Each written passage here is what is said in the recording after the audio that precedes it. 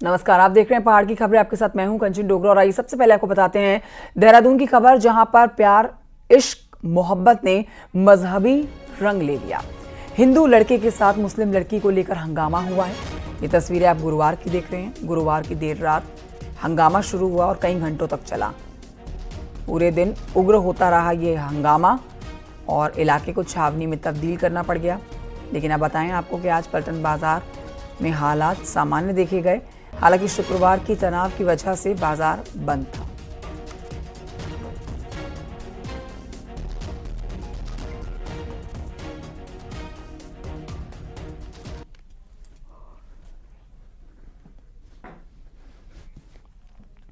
ये दो तस्वीरें आपकी टेलीविजन स्क्रीन पर है। बवाल और पत्थरबाजी की एक तस्वीर आप देख रहे हैं और फिर आप जो ये प्रदर्शन लोगों की तरफ से किया गया घंटा घर पर, उसकी भी तस्वीरें आप देख रहे हैं। फिलहाल आज सामान्य है हालात, लेकिन जिस वक्त प्रदर्शन हुआ और बवाल मचा उस वक्त की तस्वीरें भी आप देख सकते हैं।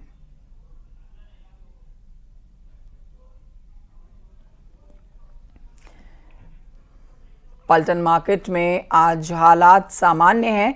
इस पर और जानकारी हमारे सहयोगी दीपांकर देंगे, जो कि इस समय हमारे साथ लाइव मौजूद हैं। दीपांकर, सबसे पहले आप बताइए इस समय के अपडेट्स, कैसे हालात हैं?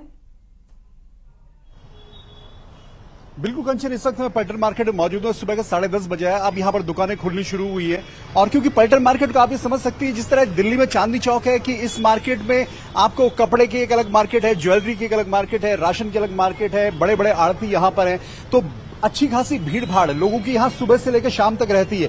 लेकिन कल जिस तरीके से तनाव पसरा था, जब यहाँ पर बजरंग दल के एक नेता को गिरफ्तार किया गया, उसके बाद फिर बड़ा बवाल यहाँ पर हुआ। अचानक से दुकानें अफरा तफरी में बंद करनी पड़ी थी। लेकिन आज हालात यहाँ पर सामान्य है। घंटा घर की अगर मैं बात करूं तो कल अचानक से 12 बजे के आसपास दुकानें बंद करने के बाद यहाँ भीड़ का जमावड़ा था। ट्रैफिक रोक दिया गया था पूरे शहर का, जो घंटा घर को आने वाला ट्रैफिक था।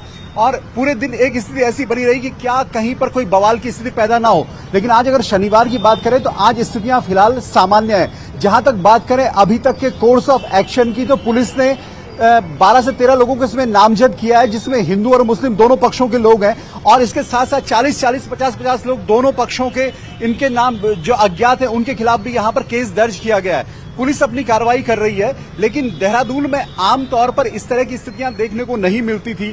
देहरादून को एक सभ्य और शांत शहर माना जाता है। चंडीगढ़ और देहरादून उत्तर भारत के ऐसे शहर हैं जिन्हें इलीट क्लास का शहर माना जाता है। लेकिन पिछले कुछ सालों में देहरादून की हालत बड़ी खराब हुई है और देहरादून में इस तरह की स्थितियां बनना कि कांग्रेस प्रदेश अध्यक्ष ने यह तक कह दिया कि अगर उत्तराखंड में दंगे होते हैं तो उसके लिए जिम्मेदार बीजेपी होगी। लेकिन आज की अगर बात करूं देहरादून की, पलटन मार्केट की, तो आज फिलहाल हालात यहां पर सामान्य है और उम्मीद यही है कि आगे यहां पर ऐसी स्थितियां पैदा नहीं होंगी। कंचन, शुक्रिया आपका दीपांकर भट्ट जानकारी के लिए।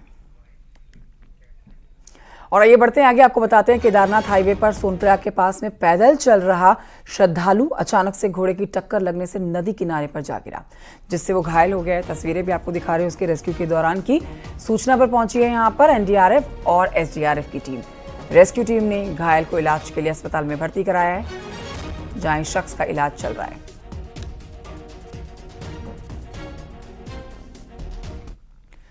उत्तराखंड में तेज बारिश का अलर्ट जारी किया गया है। मौसम पर अपडेट आप लीजिए। कुमाऊं के ज्यादातर जिलों में तेज बारिश का अलर्ट जारी किया गया है। गढ़वाल में भी कुछ जिलों में बारिश का पूर्वानुमान जारी कर दिया गया है। रविवार से राज्य में मौसम साफ रहेगा।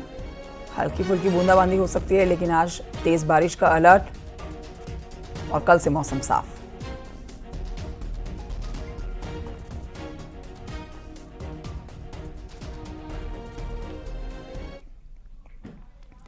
केदारनाथ धाम को जाने वाले पैदल रास्ते पर शुक्रवार को एक बार फिर से लैंडस्लाइड हुआ, जिससे 2 लोग इसकी चपेट में आ गए।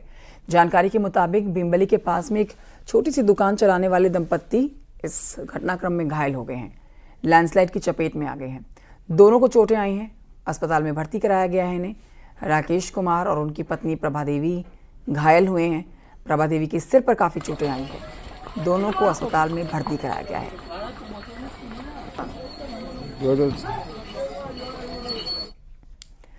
वहीं आपको बताएंगे Pithoragarh Tanakpur all weather highway लगातार कल चौथे दिन भी बंद रहा है। चंपावत में स्वाला के पास में लगातार लैंडस्लाइड हो रहा है। यही नहीं, नीचे से जमीन लगातार फट भी रही है, जमीन कट रही है।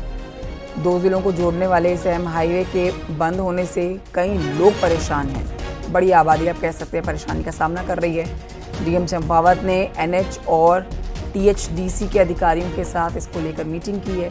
चंपावत प्रशासन अब अमोड़ी रोड में एक बेली ब्रिज बनाने जा रहा है ताकि छोटी गाड़ियों की आवाजाही वहां से हो सके।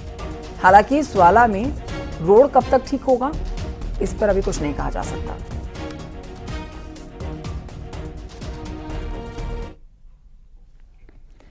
उधर उत्तरकाशी के पुरोला में आई आपदा को 1 साल से ज्यादा का समय हो गया है, लेकिन पुरोला में मोरी जाने वाली सड़क आपदा से हुए नुकसान के बाद भी पुरोला बाजार में ठीक नहीं की पाई है। आपदा के दौरान शासन में बैठे बड़े अधिकारी भी यहां दौरे पर पहुंचे हैं, लेकिन हालात जस के तस बने हुए हैं। जिलाधिकारी के स्तर से 3 बार पत्र लिखने के बाद भी इस सड़क की फाइल शासन में ही अब धूल फांक रही है। हालात ये है कि पुरोला के पास में खराब सड़क से हर दिन लोग जान जोखिम में डालकर गाड़ियां निकाल रहे हैं, तो कई बार जाम से स्थानीय लोगों और पर्यटकों को परेशानी का सामना करना पड़ता है। आई थी तो जो मोरी पुरोला मोटर मार्ग है उसको नुकसान पहुंचाया था 2023 में। इसमें ग्राउंड जीरो पे न्यूज 18 है। न्यूज 18 आपको दिखा सकता है कि ये वाला वो हिस्सा था जिसे 2023 में नुकसान पहुंचा था। उसके बाद आला अधिकारी शासन के अधिकारियों ने दौरा किया था और इस जगह को बनाने की बात कही गई थी, पर 1 साल से ज़्यादा का समय हो गया है। ये जगह जस की तस है और जो वाहन है यहाँ से बड़े रिस्क में गुजरते हैं। आए दिन जाम की स्थिति यहाँ पे बनी रहती है, जिससे जो पुरोला के लोग हैं उनमें भारी आक्रोश है। उनका कहना है कि अधिकारी दौरे करते हैं पर जमीन पर जो काम होने चाहिए वो काम बिल्कुल भी दिखाई नहीं देते हैं। आप देख सकते हो किस तरह से 1 साल पहले आपदा आई और जो सड़क है जस की तस बनी हुई है। तो सवाल सिस्टम पे खड़ा होता है। शासन के अधिकारी भी यहाँ पे पहुंचे, उसके बाद भी कार्य न होना सिस्टम पे सवाल खड़ा करता है। सरकार को ध्यान देना चाहिए कि ऐसे अधिकारी जो जब दौरे करते हैं तो कहीं ना कहीं जमीन पे भी काम होने चाहिए। प्रदीप कुमार, न्यूज 18, पुरोला मोटर मार्ग, उत्तरकाशी। अल्मोड़ा, पिथौरागढ़ और बागेश्वर को कनेक्ट करने वाले हाईवे पर क्या लैंडस्लाइड जोन बनने से लोगों की परेशानी बढ़ गई है? क्वारब के पास में नया पुल बनने के लिए हुई कटिंग के बाद नया स्लाइडिंग जोन बन गया है। एक नया स्लाइड बना है और पहाड़ी से बार बार भूस्खलन होने से हाईवे बंद हो रहा है। कई बार यात्रियों के साथ मरीजों को भी कई घंटे हाईवे खुलने का इंतजार करना पड़ता है। डीएम ने खुद हाईवे का जायजा लिया। एनएच के अधिकारी जो कि काम कर रहे हैं हाईवे को जल्द खोलने के साथ वैकल्पिक रोड का यूज करने के इनको अधिकारी की तरफ से निर्देश दिए गए। किया गया है और जैसा कि आप देख रहे हैं यहाँ बहुत बड़ा एक फॉल्ट डेवलप हो गया है और इसके वजह से लैंडस्लाइडिंग भी हो रही है, पत्थर भी आ रहे हैं। एनएच से बात हुई है, इन्होंने कहा है कि कल हायर लेवल पे मीटिंग हुई है, टीएचडीसी को दिया है। हम लोगों ने वैकल्पिक व्यवस्था के रूप में इनको कहा है कि इंजीनियरों को बुला के एक बेली ब्रिज की स्थापना कर दें। इसके लिए हमारी कल ही मीटिंग हुई थी मंत्रालय के साथ और इसमें ये बात आई थी कि हम इसको टीएचडीसी को देंगे निर्माण कार्य के लिए। इसका डीपीआर और ट्रीटमेंट जो भी कराना है टीएचडीसी के माध्यम से होगा। और बाकी डीएम साहब ने जैसा अभी निर्देश दिए हैं मौके पर, उसमें यह है कि जितना हमारा लूज है पहले हम उसको क्लियर करते हैं, उसके बाद फिर देखेंगे आगे कार्रवाई हमें क्या करना है। अल्मोड़ा खैरना पहाड़ की लाइफ लाइन है, लेकिन क्वारब पुल के पास एक ऐसा डेंजर जोन विकसित हो गया है जो पुल बनाने के बाद लगातार ऊपर पहाड़ी से सड़क पर पत्थर गिर रहे हैं और कई दिन धूप में भी जो है सड़क बंद हो जा रही है। अब ये कहीं ना कहीं आने वाले समय में एक पहाड़ आने के लिए लोगों के लिए एक मुसीबत साबित हो सकती है। प्रशासन ने कई बार सड़क बंद की, लेकिन दोपहर में भी पत्थर गिर रहे हैं, कुछ समय सड़क खुल रही तो कुछ समय बंद हो रही। अब इसका परमानेंट ट्रीटमेंट क्या होगा, ये बड़ा संकट प्रशासन के सामने है। कई अधिकारी इसका निरीक्षण कर चुके हैं, कई डीपीआर इसमें बन रही है। आप देखना होगा कि किस तरह से इस पहाड़ का ट्रीटमेंट किया जाएगा। किशन जोशी, न्यूज 18, अल्मोड़ा। बढ़ते आगे, ज्योतिर्मठ इलाके में 2023 में हुए भूधसाव के बाद सरकार ने पूरे इलाके का सर्वे करवाया था, जिसकी रिपोर्ट को बाद में सरकार ज्योतिर्मठ की सुरक्षा को लेकर प्लान तैयार किया है।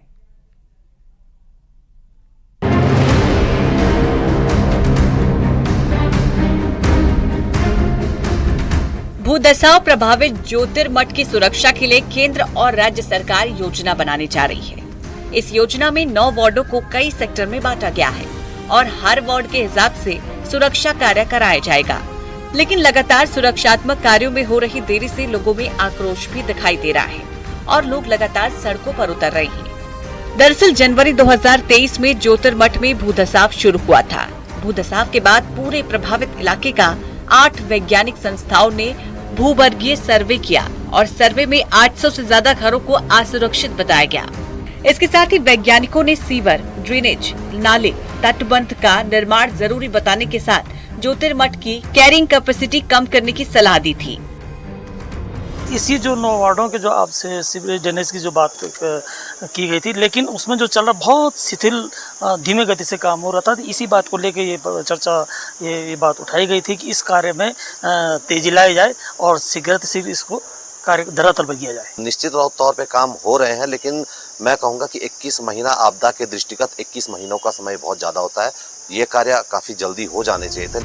वहीं प्रशासन का कहना है कि नगर क्षेत्र में सुरक्षात्मक कार्य के लिए 30 से 35 साल तक की योजनाएं बन रही है और जल निगम, सिंचाई विभाग, लोक निर्माण विभाग की DPR बनाने के लिए कह दिया गया है। ज्योतिर्मठ में सीवर, ड्रेनेज और 12 से ज्यादा बरसाती नालों के निर्माण के साथ अलकनंदा नदी और धौली गंगा पर सुरक्षात्मक कार्य होने हैं। जितने भी कार्य किए जाएंगे उसमें आगामी 25-30 वर्ष 50 वर्ष के जो जोशीमठ की आबादी बढ़ेगी उसको ध्यान में रखते हुए किए जाएंगे, ताकि ज्योतिर्मठ का जो सुरक्षात्मक कार्य हैं, स्टेबलाइज करने के हैं, वो सफल हो सके। 21 महीने बाद एक बार फिर से उम्मीद जगी है कि ज्योतिर्मठ में सुरक्षात्मक कार्य जल्द ही शुरू होंगे और देखना होगा कि इसे सरकार कब तक पूरा करती है। चमोली से नितिन सेमवाल की रिपोर्ट। तो ज्योतिर्मठ नगर में पिछले साल हुए भूधसाव के बाद 60% सीवर लाइन को नुकसान हुआ है, जिसमें गांधीनगर है, नरसिंह मंदिर है, गौरंग में सीवर लाइन लीकेज है। वहीं जल संस्थान का दावा है कि 10 दिन के भीतर ही सीवर लाइन ठीक की जाएगी। वैज्ञानिकों ने सीवर ड्रेनेज सिस्टम खराब होना भूधसाव का सबसे बड़ा कारण बताया। आक्रोशित होकर लोग आंदोलन के लिए आगे बढ़े तो विभाग ने उसकी सुध ली और आज एक्शन साहब ने आकर के अपने विभाग के कर्मचारियों के साथ बैठ करके एक पूरी इसकी व्यापक रूपरेखा तैयार की कि कहाँ जोशीमठ की सीवर लाइन डैमेज हुई है। उनकी कुछ मांगे हैं कि जो क्षतिग्रस्त जो सीवर लाइन है जिसकी वजह से भूधसाव हो रहा है उनकी जल्दी मरम्मत की जाए। कुछ जगह पे सीवर मैनहोल के चैम्बर्स हैं उनकी मरम्मत की जाए। पानी गैर में एक टैंक की भी मांग की गई है। रविग्राम की जलापूर्ति की समस्या के समाधान हेतु एक प्राइवेट सोर्स है उसको भी जोड़ने की मांग की गई है, ताकि यहाँ की जो भी भूधसाव, सीवेज और पानी की समस्या का समाधान किया जा सके। उधर रुद्रप्रयाग में बाल विकास मंत्री रेखा आर्य ने राजकीय इंटर कॉलेज बसुकेदार में शिविर का आयोजन किया है, जिसमें ग्रामीणों के द्वारा विभिन्न विभागों से संबंधित 105 शिकायतें दर्ज की गई हैं। रेखा आर्य ने कहा है कि जनता की समस्याओं के निपटारे के लिए तालमेल जरूरी है और जल्दी समस्याओं के निपटारे के निर्देश दिए हैं। मकान के संदर्भ में, चाहे वो सड़क के संदर्भ में हो, चाहे वो पेयजल के संदर्भ में हो, या आधार कार्ड के संदर्भ में हो, या उनकी पेंशन के संदर्भ में हो, इत्यादि इत्यादि जो भी उनकी समस्याएं थी, आज जो है वो उनकी समस्याएं चाहे वो गौशाला के रूप में हो, वो चाहे आवास के रूप में हो, वो समस्याओं के संदर्भ में उचित दिशा निर्देश संबंधित अधिकारियों को दे दिए गए हैं। बढ़ते हैं आगे, आपको बताते हैं उत्तराखंड को एक बार फिर से ऊर्जा प्रदेश बनाने का सपना साकार करने की तैयारी हो रही है। इसके लिए हाइड्रो पार्क के लिए खास नियम कायदे बनाए जा रहे हैं। रिपोर्ट देखिए।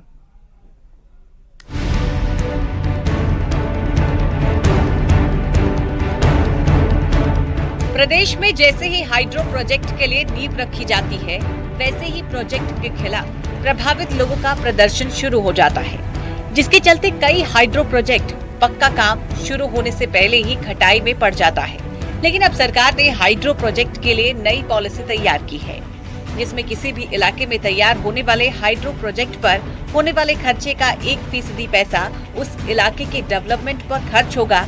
साथ ही परियोजना से बिजली उत्पादन होने के बाद 1% पैसा प्रभावितों के खाते में पहुंचेगा और ये पैसा तब तक दिया जाएगा जब तक परियोजना से बिजली उत्पादन होगा।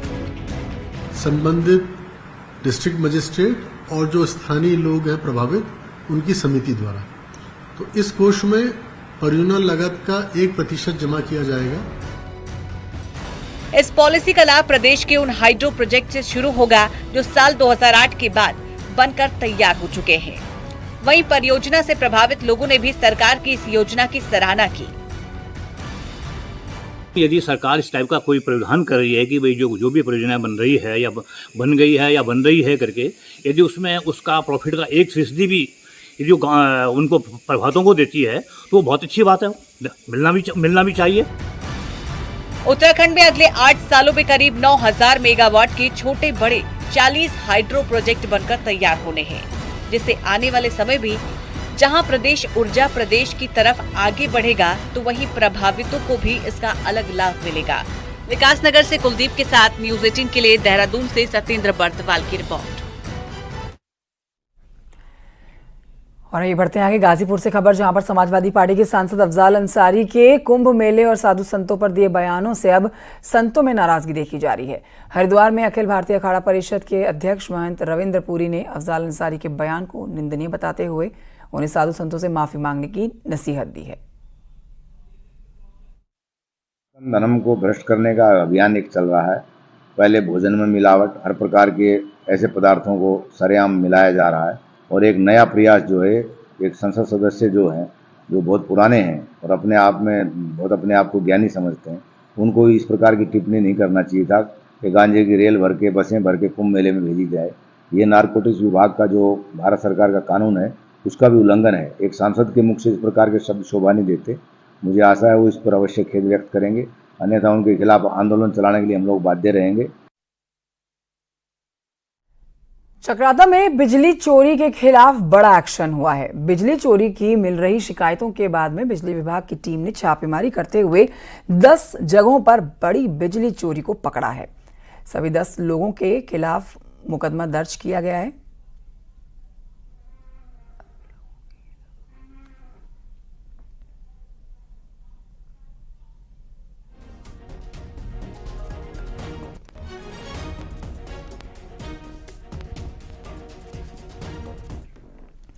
पर्यटन नगरी पौड़ी में इको टूरिज्म और धार्मिक पर्यटन को बढ़ावा देने के प्रयास किए जा रहे हैं, जिसमें देव दर्शन के साथ ही प्रकृति का भी पर्यटक और ट्रैकर्स दीदार कर पाएं।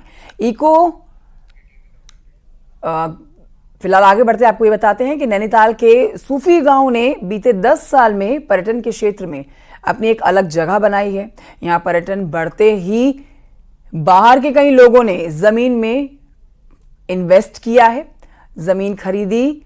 हालात तो अब ये हो गए हैं कि अब यहां पर कंक्रीट के भी जंगल उगने लगे हैं। देखिए रिपोर्ट।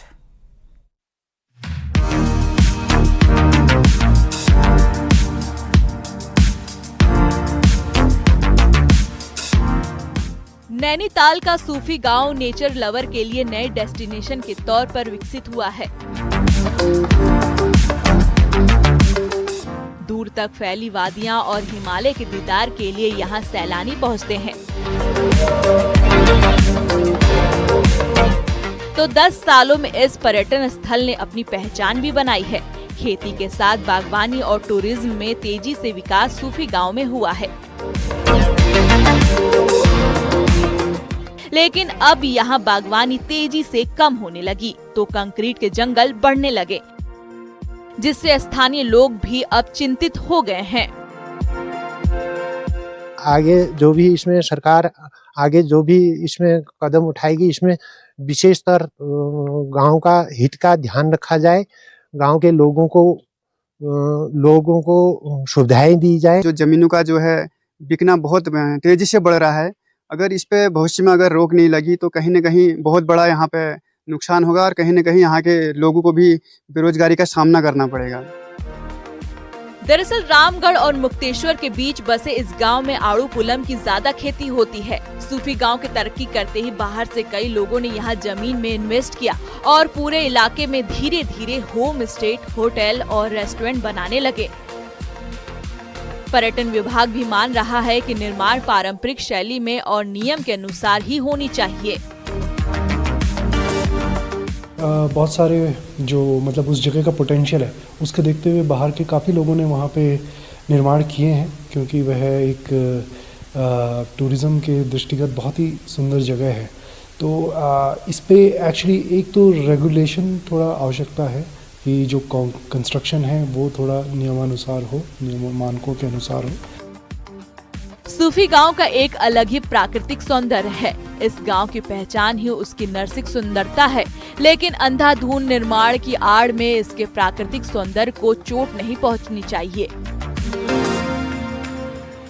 नहीं तो ये गांव भी धीरे धीरे एक कंक्रीट के रूप में जंगल में बदल जाएगा।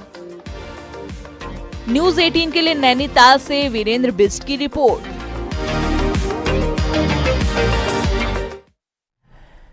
विश्व पर्यटन दिवस के मौके पर नैनीताल पर्यटन विभाग ने नैनीताल टू कैंचीधाम ट्रैकिंग का आयोजन किया।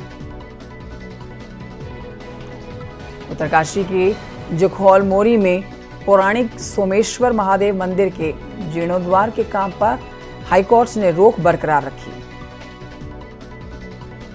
हरिद्वार के डीएम कमिंदर सिंह ने मेला अस्पताल पहुंचकर औचक निरीक्षण किया और मरीजों की सुविधाओं की जानकारी ली। रुड़की में डंडेरा के लोगों ने नगर पंचायत के दोबारा से परिसीमन किए जाने की मांग पर धरना जारी रखा है। उत्तरकाशी में जिला विधिक सेवा प्राधिकरण की तरफ से पैरालीगल वॉलंटियर्स के लिए 3 दिन के ट्रेनिंग कैंप का आयोजन किया गया। रुड़की नगर निगम में पेंटिंग प्रतियोगिता का आयोजन किया गया, जिसमें कई स्कूली बच्चों ने हिस्सा लिया। बागेश्वर के गैरखेत गांव में नेपाली महिला की हत्या के बाद अब पति ने भी सुसाइड की कोशिश की है, हालत गंभीर। कोटद्वार को अलग जिला बनाने की मांग को लेकर कोटद्वार की पूर्व सैनिक संघर्ष समिति ने डीएम पौड़ी के माध्यम से मुख्यमंत्री को ज्ञापन सौंपा। रुड़की के तेलीवाल पाडली गुज्जर गांव में मारपीट के मामले में पुलिस ने 19 नामजद लोगों के खिलाफ केस दर्ज किया। और टिहरी में पर्यटन दिवस के मौके पर mountain bike and hiking team को रवाना किया गया है। लोगों को जागरूक किया जा रहा है।